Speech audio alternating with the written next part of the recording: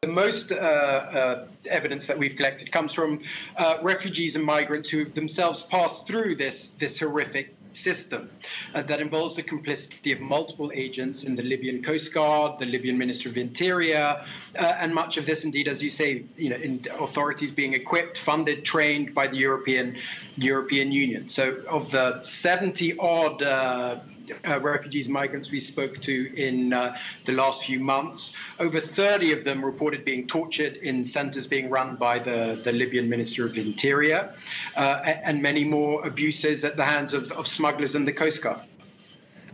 Tell us more about what you call the cooperation of EU member states with Libyan actors. Well, the primary actor here is, in fact, the Italian government, very much with the backing of other European Union countries, that is engaged in a number of cooperation agreements, primarily with the Libyan Coast Guard. It's provided boats to the Libyan Coast Guard, various kinds of training and other kinds of equipment.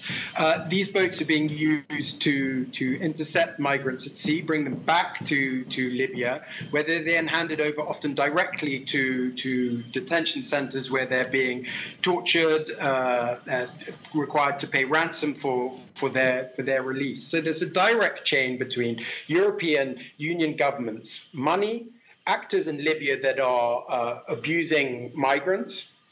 That leads us to the conclusion that European governments are not only know about these abuses, but are actively contributing to their commission. And you say you have enough evidence to take EU governments to court. What would you like to see happen exactly?